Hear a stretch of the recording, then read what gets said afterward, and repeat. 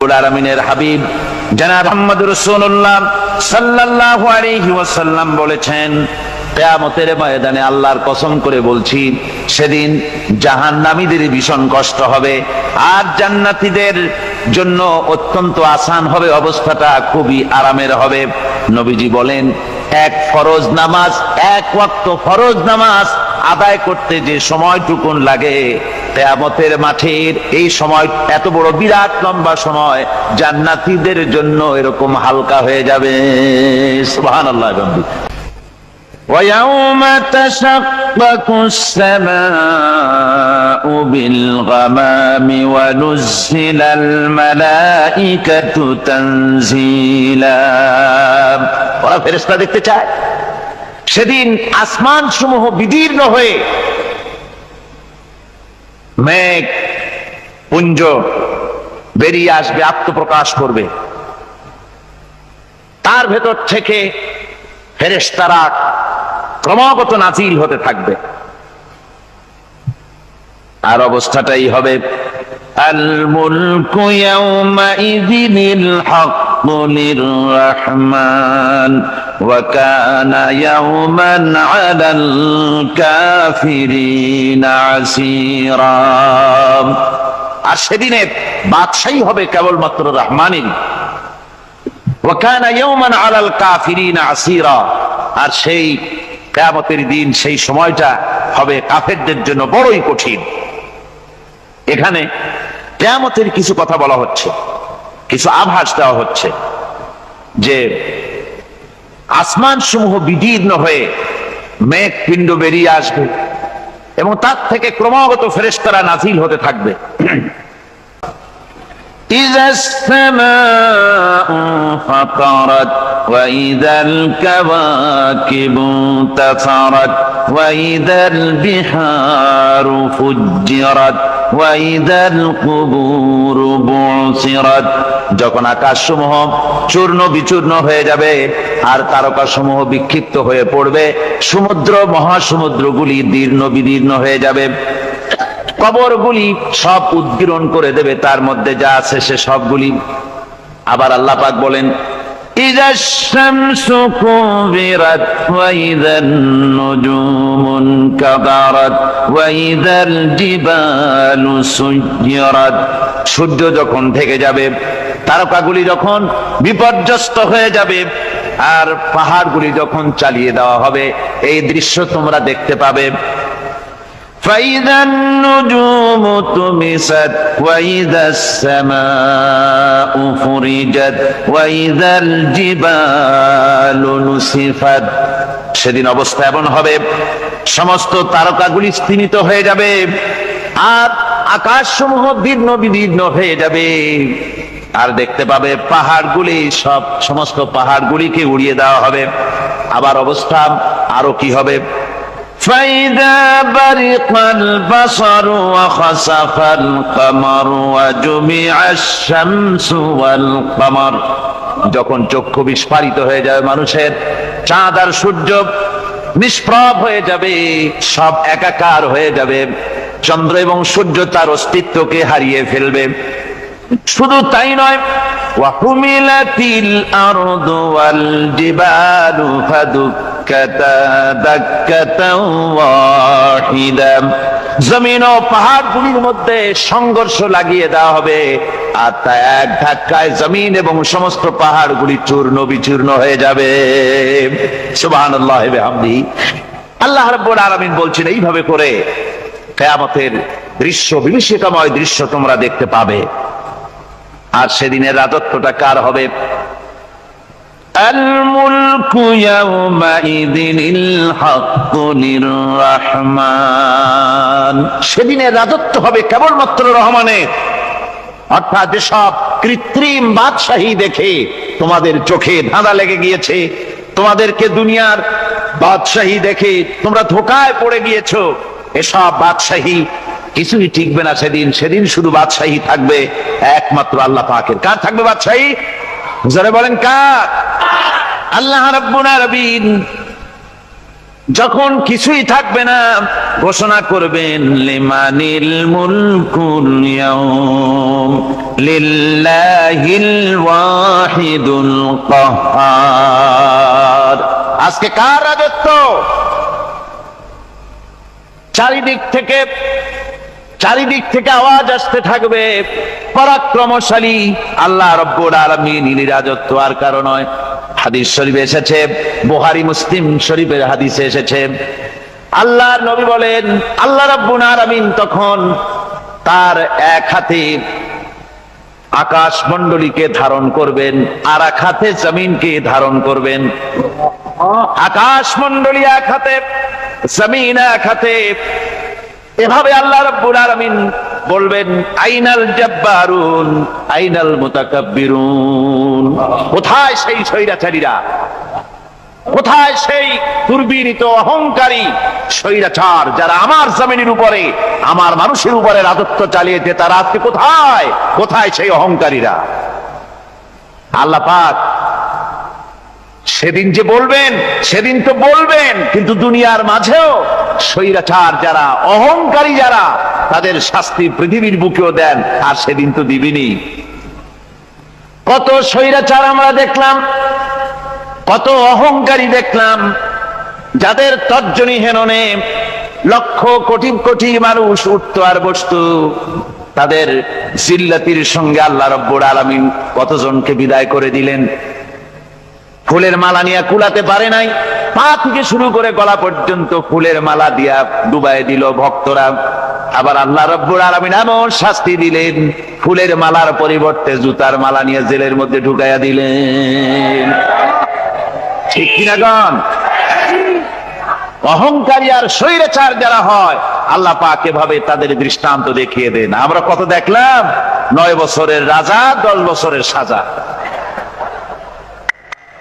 পৃথিবীর মুখে যারা অহংকার করে, যারা স্বৈরাচার হয়, আল্লাহর আইনকে যারা বৃদ্ধঙ্গুষ্টি প্রদর্শন করে, আল্লাহ পাক তাদের জমিনেও দেখান। এখানে চূড়ান্ত ফয়সালা আল্লাহ করেন না, আসল ফয়সালার জায়গা তো আছেই, তবে এখানে নমুনা দেখায় দেন। কিন্তু মুশকিল হচ্ছে, ইতিহাসের সবচাইতে বড় শিক্ষা হলো, ইতিহাস থেকে মানুষেরা শিক্ষা গ্রহণ করে না। একজনে যে কাম করে বিপদে পড়ে, আর একজন এসে আবার সেই পথেই অগ্রসর হয়, নিশ্চিত মৃত্যুর পথে। আমার বন্ধুগণ, আল্লাহ পাক বলছেন সেই দিন আমার রাজত্ব হবে, আর কারো রাজত্ব হবে না। ওয়া কানা ইয়াওমান আলাল কাফিরিনা আসীরা। আর ওই দিনটা, ওই কিয়ামতের দিন হবে কাফেরদের জন্য সবচাইতে কঠিন। সবচাইতে কঠিন হবে কাদের জন্য? কাফেরদের জন্য। কাফের কারা? কাফের হচ্ছে তারা যারা নাকি আল্লাহর আইনকে অস্বীকার করেছে, আল্লাহকে অস্বীকার করেছে, আল্লাহর আইনকে অস্বীকার করেছে। ওরা কি? কাফের। আল্লাহ রাব্বুল আলামিন বলেন, কাফেরদের কথা এখন শোনাচ্ছেন আল্লাহ পাক। والذين كفروا أولياؤهم الطاغوت يخرجونهم من النور إلى الظلمات। যারা কাফের, যারা কুফরি অবলম্বন করেছে, তাদের সাহায্যকারী আর পৃষ্ঠপোষক হচ্ছে তাগুত। তাগুত বলা হয় সেই শক্তিকে, যে শক্তি শুধু নিজেই আল্লাহর আইন অমান্য করে বসে থাকে না, বরং অন্যদেরকেও আল্লাহর আইন অমান্য করতে বাধ্য করে। ওদেরকে আরবিতে কি বলা হয়? তাগুত বলা হয়। আর এই তাগুতি শক্তি, এই তাগুত হয় তার সাহায্যকারী, যা তাকে আলো থেকে টেনে অন্ধকারের ভেতরে নিয়ে যায়। আর কাফের হচ্ছে আল্লাহ পাকের ভাষায়, অর্থাৎ কোরআনের ভাষায়, কাফের হচ্ছে সবচাইতে নিকৃষ্ট প্রাণী, সবচাইতে নিকৃষ্ট জীব। মহাসত্যকে যারা অস্বীকার করেছে, যারা আল্লাহকে মানে না, যারা আল্লাহর কোরআনকে মানে না, যারা ইসলামকে স্বীকার করে না, তারা সবচাইতে নিকৃষ্ট প্রাণী। আল্লাহ রাব্বুল আলামিন বলেন, ইন্না শাররাদ দাওয়াবি ইনদাল্লাহিল্লাযীনা কাফারু ফাহুম লা ইউমিনুন।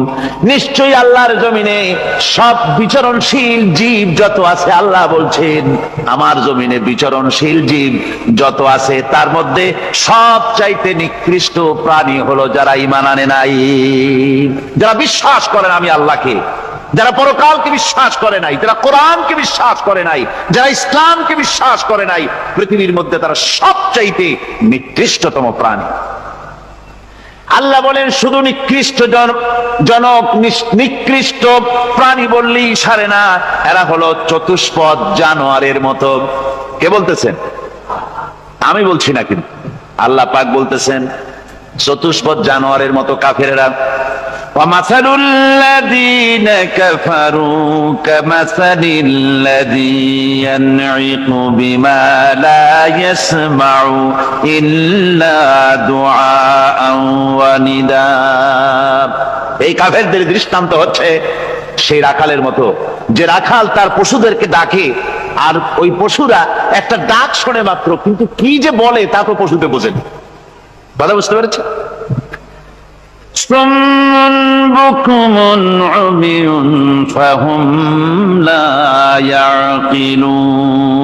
এরা বোবা, এরা বধির, এরা অন্ধ, এ কারণেই কোনো কথা বোঝে না।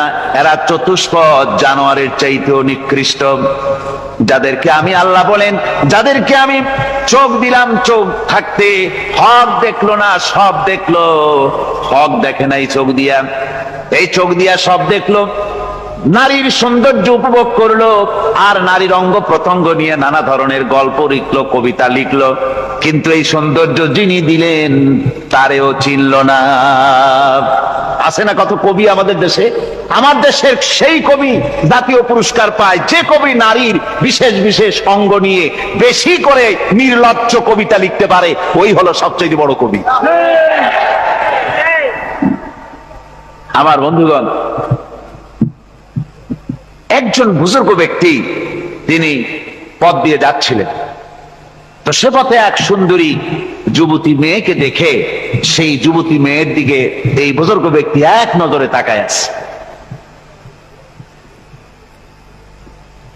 তখন এই ঘটনাটাকে কবি এভাবে লিখতেছেন সাজায়: একদা সুখদায়ক প্রমোদা বদন, দর্শন করিব ঝরিল নয়ন, হেসে কহে সে রূপসী সবিস্ময় মন, কহ দেখি মহাশয় কহ কি কারণ, বিষয় বিরাগী তুমি ভুবনে প্রচার, কি হেতু জন্মিল তব মানস বিকার, সামান্য ললনা রূপ করি দর্শন, উচিত না হয় তব অশ্রু বরিশন। বুজুর্গ ব্যক্তি ওই মহিলার দিকে তাকিয়ে তাকিয়ে কাঁদতেছেন। সুন্দরী মহিলা বলেন, আল্লাহর বুজুর্গ বান্দা, আপনি এলাকার ভিতরে বুজুর্গ এবং পীর হিসাবে, বুজুর্গ ব্যক্তি হিসাবে আপনি বিখ্যাত। আজকে আমাকে এখানে দেখে আপনি আমার দিকে তাকায় আমার রূপ উপভোগ করতেছেন আর কাঁদতেছেন। আপনার মতো সংসার বিরাগী মানুষ আমার মতো একটা সুন্দরী মেয়েকে দেখে ভাবে কাঁদা ঠিক না। বুজুর্গ ব্যক্তি বলছেন, হেসে কহিলাম বালে করহ শ্রবণ, নেত্র ঝরে তবু হেতু ভেব না এমন, যে শিল্পী রচিল ওই সুধাংশু বদন, তাহার তরে ঝরে নেত্র নয়নে জীবন। আল্লাহর বান্দি, আমি তোমাকে দেখি কান্দি না, আমার চোখে পানি বেরিয়ে গেছে। তোমারে দেখে আমি মনে মনে ভাবলাম, এত সুন্দর করে যিনি মানুষ বানিয়েছেন না জানি ওই আল্লাহ রব্বুল আলামিন কত বড় সুন্দর। আমার ভাইরা, সুতরাং চোখ থাকতে ওরা আল্লাহ রাব্বুল আলামিনের কুদরত ওরা দেখে নাই, কান থাকতে কোরআনের আওয়াজ ওদের কানের মধ্যে ঢোকে নাই, বিবেক থাকতে আল্লাহর দ্বীনকে বুঝতে পারে নাই, চিন্তা করতে পারে নাই। আল্লাহ রাব্বুল আলামিন বলেন, উলাইকা কাল্লানাম, এরা হলো চতুষ্পদ জানোয়ার। বালহুম আদাল, শুধু জানোয়ার না, জানোয়ারের চাইতেও নিকৃষ্ট।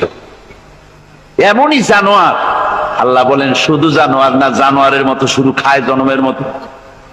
والذين كفروا يتمتعون ويأكلون كما تأكل الأنعام এই কাফেরগুলির কাম শুধু ফুর্তি করা, গান বাজনা, নাটক, গল্প, এই সব কাজ তাদের। নামাজ নাই, রোজা নাই, আল্লাহর চিন্তা নাই, তাহাজ্জুদ নাই, পরেজগারি নাই, শুধু গান আর নাচ।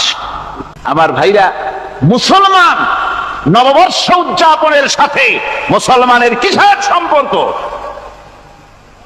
মুসলমান যদি এই দিন উদযাপনই করে তাহলে তাকে করতে হবে ফজরের নামাজ পড়বে। মুসলমান নববর্ষ উদযাপন করবে, ফজরের নামাজ পড়বে, তারপরে কোরআন শরীফ তেলাওয়াত করবে, দরুদ শরীফ পড়বে, আল্লাহর দরবারে হাত তুলে বলবে, রব্বুনা রাব্বিন, একটি বছর পার করে দিলাম, নাফরমানি ছাড়া কিছুই তো করি নাই, বিগত বছরে যা করেছি মাফ করে দাও, আগামী বছরটা গোটা জাতি আর দেশের জন্য কল্যাণকর মঙ্গলময় করে দাও। এটাই তো বলা উচিত ছিল নাকি বলে? তা না করে, তা না বলে, বৈশাখের পরিচালককে না দেখে সরাসরি বৈশাখকে আহ্বান করা হয়েছে। আর বৈশাখ আহ্বান করার মজা জনমের মতো দেখাই দিয়েছে। আল্লাহ রাব্বুল আলামিন তাই বলেন, কাফেররা তাদের কাজ হলো শুধু খাওয়া, তারা এমন খাওয়া খায় জনমের মতো খায়। ইয়াকুলুনা কামা তাকুলুল আনাম, জানোয়ারে যেমন খায় ওই রকম খায়। তার মানে খায়, একটু বিসমিল্লাহ কয় না, খায়া যখন ছেড়ে দেয় তখন আলহামদুলিল্লাহ বলে না। আল্লাহ রাব্বুল আলামিনের সুন্নাত হলো শুকর যদি কেউ আদায় করে আল্লাহ বাড়িয়ে দেন, লা ইন শাকারতুম লাযীদান্নাকুম ওয়া লা ইন কাফারতুম ইন্না আযাবী লাশাদীদ। আমার নিয়ামতের শুকর যদি আদায় করো আমি বাড়ায় দেব, আর যদি নিয়ামতের শুকর আদায় না করো তাহলে মস্ত বড় শাস্তি তোমাদের জন্য রেখেছি। তো আমেরিকা শুকর আদায় করে নিজেরা খাইয়া, কিন্তু ওদের জমিন হলো বিশাল জমিন। আমি কয়েকবার গিয়েছি এবং বহু স্টেট সফর করেছি। ওদের জমিন এত ফার্টাইল, জমিনে যদি রীতিমতো তারা ফসল ফলাতো, এই ফসল সারা দুনিয়ার দরিদ্র ভূমুক্ষ জনতাকে খাওয়াইয়া বাঁচাইতে পারত। কিন্তু ওরা তা করে না। ওরা করে কি? ওরা মুনাফার হার, বাজার দর ঠিক রাখার জন্য নির্দিষ্ট পরিমাণ জমিনের ফসল ফলায়, কিন্তু জমিন এতই উর্বর, ওদের মেজারমেন্ট করা, মাপ করা, হিসাব করা ফসল হয় না, ফসল হয় বেশি। তখন বাড়তি ফসলকে তারা প্রতি বছর লক্ষ লক্ষ টন আলু আর গমকে তারা সমুদ্রে নিক্ষেপ করে। তাদের আলু এবং গম সেই সময় তারা নিক্ষেপ করে সমুদ্রে যখন ইথিওপিয়া, সুদানে মানুষ না খেয়ে মরছে। পৃথিবীর বিভিন্ন দেশে মানুষ ক্ষুধার যন্ত্রণায় যখন চিৎকার করছে, আর তাদের এই চিৎকারে আকাশ বাতাস ভারী হয়ে যাচ্ছে, তখন ওরা এই কামটি করছে। তাই আমি ওই প্রথম দিন বলেছিলাম যে রাশিয়া যেমন খান খান হয়েছে, অস্তিত্ব বিলুপ্ত হয়েছে আল্লাহর সাথে নাফরমানি করার কারণে। আপনারা বলতে পারেন কমিউনিজম কি একটা সহজ ব্যাপার? একটা বিরাট শক্তি পৃথিবীর বুকে, কত দেশ তারা ডমিনেট করতেছিল। কোন যুদ্ধ নাই, কোন রক্তপাত নাই, বিনা ধাক্কায়, বিনা বাতাসে, বিনা ঝড়ে বিশাল মহিরুহু চিৎপটাং। এটা হলো কেন? কেন হলো রাশিয়ার এই দশা? আমি লালদিঘির ময়দানে বলে গেছিলাম, আমি চিন্তা করে যেটা পাইছি সেটা হচ্ছে এই, দুনিয়ার সমস্ত মতবাদ আল্লাহকে কোনো না কোনো প্রকারে স্বীকার করে। তার কথা মানুক আর না মানুক, আছে একটা কিছু, এতটুকুন বলে যে আল্লাহ আছেন বা গড আছে বা একটা কিছু আছে।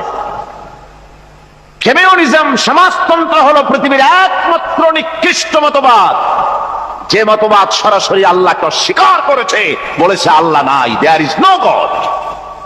তারা ধর্মকে আফিম বলেছে। আল্লাহ পাক তাই কোন যুদ্ধ ছাড়া, কোন মারামারি ছাড়া, কোন রক্তপাত ছাড়া এই বিশাল শক্তিকে উৎকারে উড়িয়ে দিলেন, তুলার মতো হয়ে। গোটা রাশিয়া তুলার মতো হয়ে, পেঁজা তুলা, ধোনা তুলার মতো হয়ে সব উড়ে চলে গিয়েছে, অস্তিত্ব বিলুপ্ত হয়ে গিয়েছে। কিন্তু আমাদের দেশের খুচরা কমিউনিস্টরা এখনো স্বপ্ন দেখে। ওই যে কালকে বলেছি, তারা বলে কলমের খোসা এটা এখনো নষ্ট করা যাবে না, এটা এখনো চালু করা হবে, এখনো চীনে আছে, এখনো কিউবায় আছে। ওই কিউবা থেকে চীন থেকে ফিদেল কাস্ট্রোর একটু আওয়াজ শোনে, চীন থেকে মিস্টার ব্যাং না কি জানি না, ব্যাং এর আওয়াজ শোনে, আর তাই মনে করে এ বুঝি সমাজতন্ত্রের বিজয়ের গান। না, চীন থেকে আর কিউবা থেকে যে আওয়াজ আজকে উঠতেছে, এই আওয়াজ সমাজতন্ত্রের বিজয়ের আওয়াজ নয়, এটা হলো সমাজতন্ত্রের মরণ যন্ত্রণার গোঙানির আওয়াজ। কাজী এরা দুনিয়ার বুকে শুধু আনন্দ এবং ফুর্তি করে, আল্লাহর হককে, আল্লাহকে চিনতে তারা ব্যর্থ হয়েছে। আল্লাহ রাব্বুল আলামিন বলেন, অবিশ্বাসীদের কৃতকর্ম, তাদের কাজগুলি, তাদের কর্মফল সব নিষ্ফল হয়ে যাবে। والذين كفروا أعمالهم كسراب بقيعة يحسبه الظمآن ماء। আল্লাহ পাক বলেন, কাফের যারা, অবিশ্বাসী যারা, যারা আমাকে অস্বীকার করেছে, অবিশ্বাস করেছে, তাদের আমলগুলি হলো মরুভূমির মধ্যে মরীচিকার মতো। মরুভূমির মরীচিকা, মানুষ যখন মরুভূমির ভিতর দিয়ে যায়, পানির পিপাসা লাগে, দূরে দেখে পানি চিকচিক করতেছে, আর ওই মরীচিকা যেটাকে সে পানি মনে করেছিল,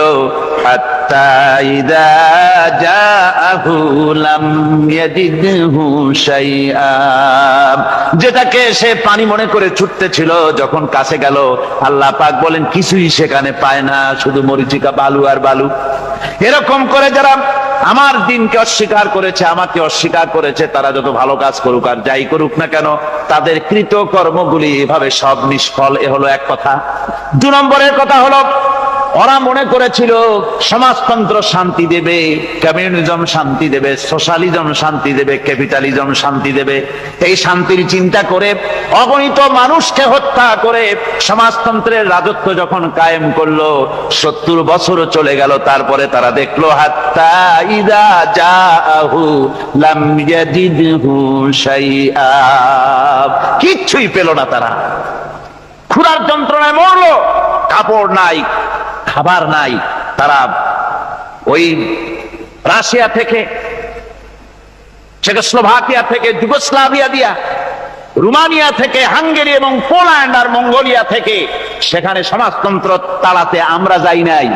আমরা সেখানে সমাজতন্ত্রের বিরুদ্ধে তাফসীর করি নাই, ব্যাখ্যা করি নাই, বক্তব্য রাখি নাই।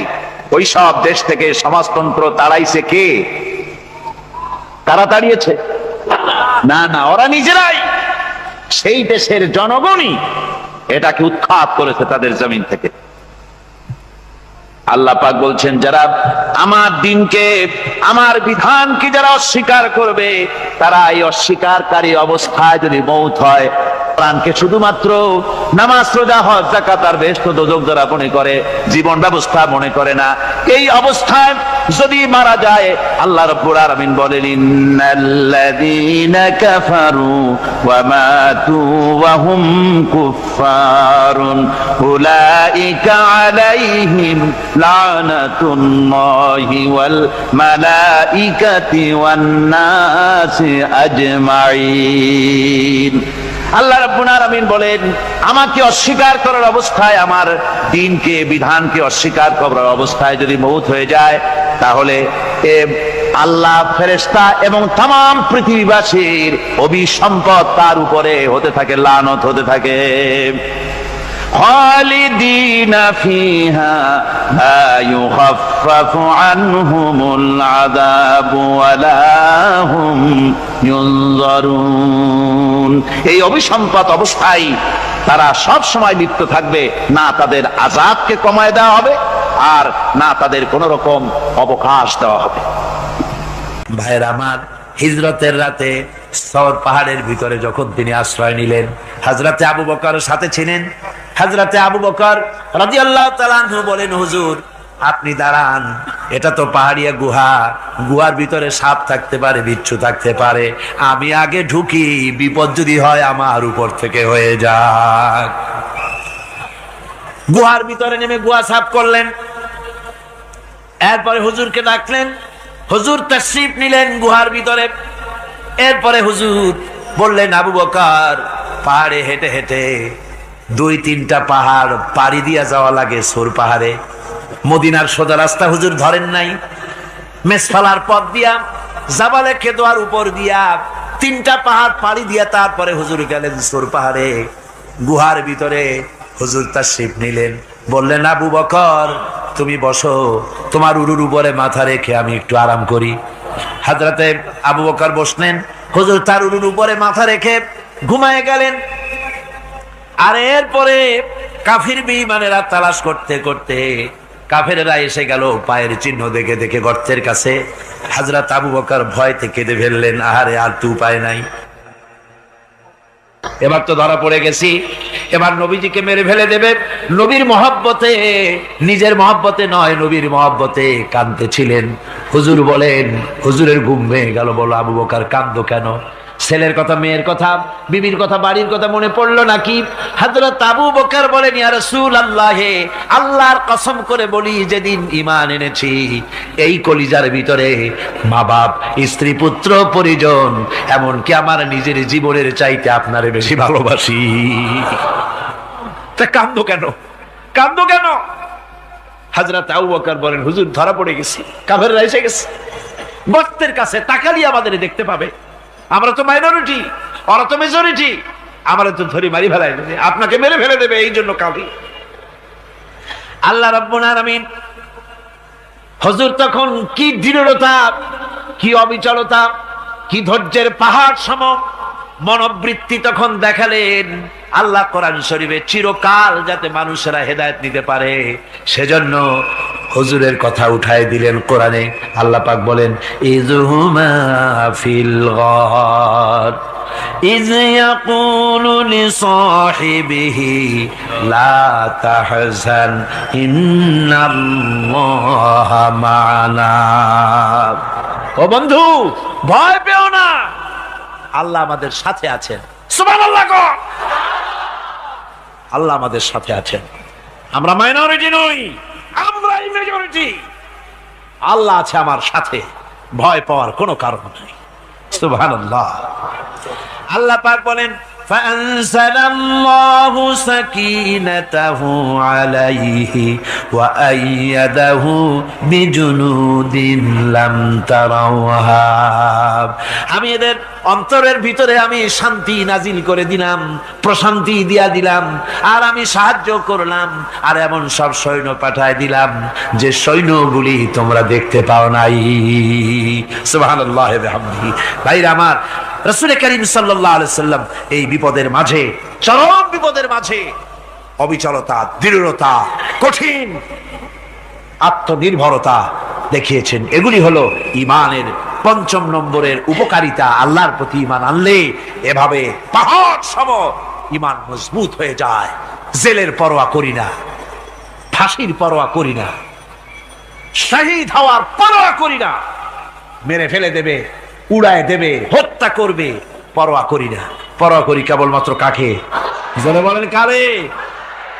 এইরকম মুসলমান হাজার হাজার লাখ লাখ দরকার নাই, 313 জন যথেষ্ট। কয়জন যথেষ্ট? 313 জন যথেষ্ট। বদরে যারা জান দিয়ে, মাল দিয়ে দ্বীনকে প্রতিষ্ঠিত করেছিলেন, এরকম 313 জনই যথেষ্ট ছিল।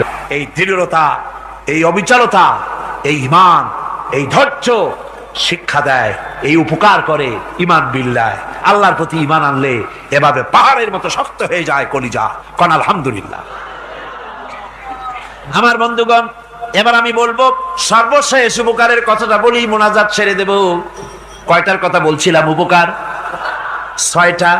6টা উপকারের কথা বলেছি। অনেকগুলি বৈশিষ্ট্য, অনেকগুলি উপকারের মধ্যে আল্লাহর প্রতি ঈমানের 6টা উপকারের কথা 5টা বলা হয়ে গেছে। এবার 6ষ্ঠ নম্বর এবং শেষ নম্বর, এটা হচ্ছে আল্লাহর প্রতি ঈমান আনলে পরে তার দ্বারা সবচাইতে বেশি ফায়দা পায় সমাজ এবং রাষ্ট্র। কোন আলহামদুলিল্লাহ, কোন আলহামদুলিল্লাহ। আল্লাহর প্রতি ঈমানের দ্বারা নৈতিক সংশোধন হয় এবং রাষ্ট্র আর সমাজ সবচাইতে বেশি উপকৃত হয়। কারণ হলো ইমানদার ব্যক্তি আল্লাহর প্রতি যে ঈমান এনেছে তার মনের মধ্যে ধারণা এটা হয়, আমার কোনো কাজ তো গোপন থাকে না। ইন্নাল্লাহা লা ইয়াখফা আলাইহি শাইউন ফিল আরদি ওয়ালা ফিস সামা। আল্লাহর কাছে গোপন বলতে কিছু নাই, আকাশেও নাই, জমিনেও নাই, কোনো কিছু গোপন নাই। সুতরাং আমি যা করি সব আল্লাহ দেখেন এবং শোনেন। এমনকি মানুষ যে কল্পনা করে সে কল্পনাও আল্লাহ টের পায় না, নাকি টের পায় কিনা? وَإِن تُبْدُوا مِنْ أَنفُسِكُمْ أَوْ تُخْفُوهُ يُحَاسِبْكُم بِهِ اللَّهُ। মনের ভিতরে যে কল্পনা করো, আল্লাহ পাক বলেন এই কল্পনারও হিসাব আমি রব্বুল আলামিন তোমার কাছ থেকে নেব। ফায়ুআযযিবু মান ইয়াশাউ, যারে খুশি শাস্তি দেব আর যারে খুশি আমি maaf করে দেব। জোরে বলেন সুবহানাল্লাহ। ফায়াগফিরু লিমান ইয়াশা ওয়া ইউআযযিবু মান ইয়াশা, যারে খুশি maaf করব, যারে খুশি শাস্তি দেব, কল্পনারও হিসাব নেব।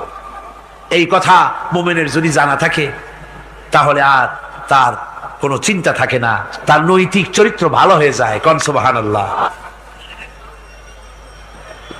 আমার বন্ধুগণ, ইমানদার লোক, আল্লাহর প্রতি ইমান আসলে পরে সমাজ উপকৃত হয়, রাষ্ট্র উপকৃত হয়ে যায়।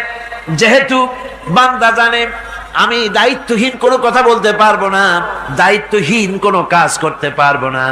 আল্লাহ পাক বলেছেন, মা ইয়ালফিযু মিন কাউলিন ইল্লা লাদাইহি রাকীবুন আতীদ। বান্দা এমন কোনো কথা বলে না যে কথা আমার ফেরেশতারা রেকর্ড করে না রাখে। কাজী মুমিন ব্যক্তি আল্লাহর ভয়তে দায়িত্বহীন কথা বলবে না। নির্বাচন আসতে পরে রাস্তা সোনা দিয়ে বান্দায় দেব, এই করব সেই করব, না খাইয়া কেউ মরবেন না। আসে না নির্বাচনের সময় সেরাগালি বদনারা মঞ্চে দাঁড়িয়ে কত বড় বক্তৃতা করে, ভাইয়ের আমার, বোনের আমার, এবার আমার বোতল মার্কা বাক্স, আপনারা আমাকে ভোট দিয়ে দেশ এবং জাতির আরেকবার 12:30 বাজাইবার সুযোগ দিন। এবার ক্ষমতায় গেলে কেউ না খাইয়া মরবেন না, কিন্তু কি খাইয়া মরবে তাও বলেন। এর মারফতি অর্থ হচ্ছে এই, ওরা যদি ক্ষমতায় যেতে পারে তাহলে বিষ খাইয়া হোক, গুলি খাইয়া হোক, কিছু না কিছু খেয়ে মরতে হবে। একেবারে খালি পেটে মরলে গ্যাস্ট্রিক হওয়ার সম্ভাবনা আছে। ঈমান বিল্লাহ যদি না থাকে, আল্লাহর ভয় যদি না থাকে, তাহলে দায়িত্বহীন কথা বলে। আর আল্লাহর ভয় যদি থাকে তাহলে নৈতিকতার সংশোধন হয়ে যায়, দায়িত্বপূর্ণ কথা বলে, মানুষকে ফাঁকি দেয় না। আমার বন্ধুগণ,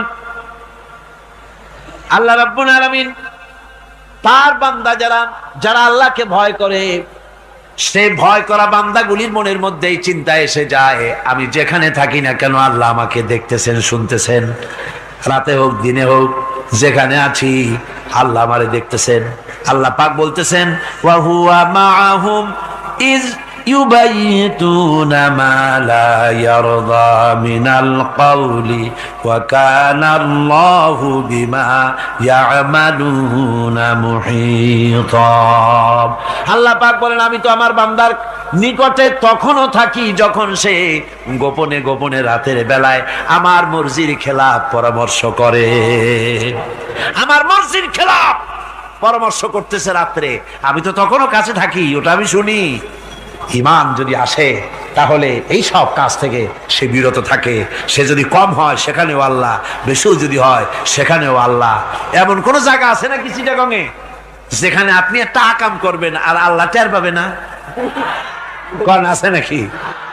আচ্ছা, চট্টগ্রামে না থাকুক, বাংলাদেশের কোন জায়গা আছে নাকি? পার্বত্য চট্টগ্রামে যত পাহাড় আছে, উঁচু নিচে জায়গা আছে, ওই জায়গায় বোধহয় আছে নাকি? সারা পৃথিবীতে আছে কোথাও? আল্লাহকে ফাঁকি দেওয়ার জায়গা কোথাও? সব স্পষ্ট। আল্লাহ কি ঘুমায় নাকি? ঘুমায়? তার কাছে দিনও যা, রাতও তাই। সমানে তিনি দেখতে পান, শুনতে পান, সবকিছু দেখতে পান, সবকিছু শুনতে পান। তাকে ফাঁকি দেওয়ার কোন উপায় নাই। এই জন্য ৬ষ্ঠ নম্বরের উপকার যেটা হয় সেটা হলো সমাজ উপকৃত হয় ওই মানুষ দিয়ে যার মধ্যে ঈমান আছে। হযরত ওমর রাদিয়াল্লাহু তাআলা আনহু রাতের আধারে শেষ রাত্রে ঘুরতেছিলেন, দেখেন এক বাড়িতে কথা হচ্ছে, কথাবার্তার আওয়াজ পাওয়া যায়, মনে করলেন কোনো অসুখ বিসুখ নাকি।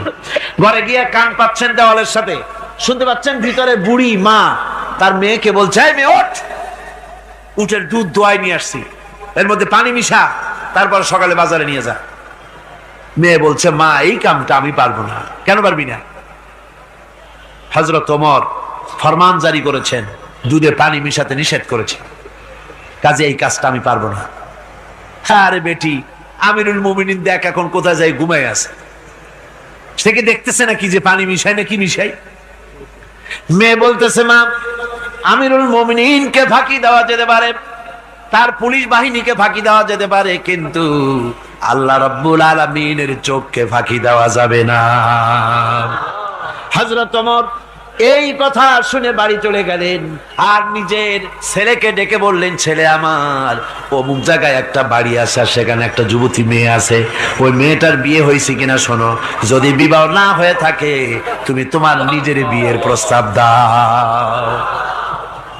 আমিরুল মুমিনিন এই মেয়েটা সুন্দরী কেমন, স্বাস্থ্য কেমন কিছুই দেখলেন না, দেখলেন তাকওয়া।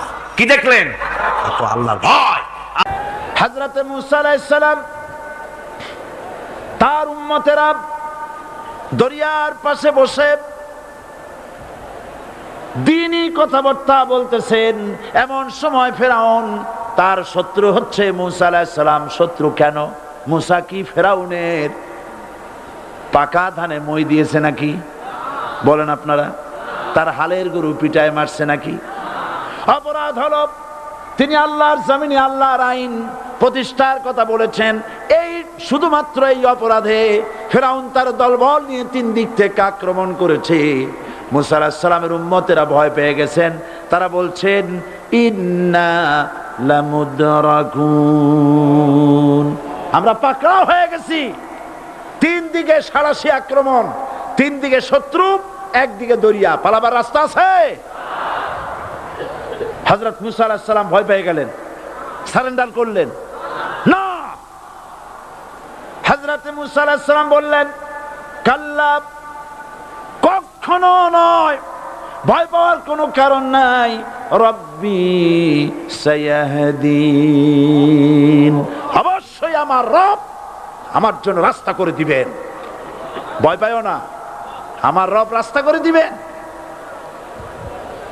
আল্লাহ রাব্বুল আলামিন হযরত মুসা আলাইহিস সালামকে অর্ডার করলেন, হাতের লাঠি দিয়া দরিয়ার উপরে আঘাত করো। হযরত মুসা আলাইহিস সালাম দরিয়ার উপরে আঘাত করলেন। রাস্তা ছিল দরকার একটার, এক বাড়িতে আল্লাহর হুকুমে লাঠি দিয়ে একটি আঘাত করার সঙ্গে সঙ্গে হযরত মুসার তার সঙ্গী সাথী দরিয়া পার হওয়ার জন্য দরিয়ার মধ্যে দিয়ে আল্লাহ 12টা রাস্তা পয়দা করে দিলেন। সে আল্লাহ আছে না নাই? এত আসতে বলেন কেন? ভয় পাওয়ার কারণ আছে? রাষ্ট্র শক্তি বাধা দিয়েছে সমস্ত নবীদেরকে। কেন? নবীদের চরিত্র খারাপ? জোরে বলে, নবীদের চরিত্র খারাপ? নবীদের চাইতে মাসুম, বেগুনাহ, উন্নত চরিত্রের মানুষ আল্লাহর আকাশের নিচের জমিনের উপরে আর হয় নাই। তোমরা যে সব নেতাদের পিছনে দৌড়াও, অমুকের সৈনিক, নেতা নেতা করে মরো, এইসব নেতা যাদের পিছনে দৌড়াও, এই নেতাগুলি, আমি জিজ্ঞেস করি আপনাদেরকে, এই নেতাগুলি জীবনে একবারও জেনা করে নাই? এ ব্যাপারে অনুসারীরা আপনারা কি নিশ্চিত? মিথ্যা কথা জীবনেও কয় নাই, প্রতারণা করে নাই, ঠাট্টা করে নাই, বিদ্রুপ করে নাই, মদ খায় নাই, মানুষ হত্যা করে নাই। কিসের নেতা? নেতা হচ্ছেন সেই ব্যক্তি যিনি বলেছেন, ও আমার স্ত্রীরা, ও আমার সাহাবীরা, রাতের আধারে আমার মধ্যে যা আচরণ দেখতে পাও, দিনের আলোতে আমার মধ্যে যা দেখতে পাও, সবগুলি খুলে খুলে মানুষের কাছে বলে দাও। তার নাম বিশ্বনবী মুহাম্মদ রাসূলুল্লাহ সাল্লাল্লাহু আলাইহি ওয়াসাল্লাম।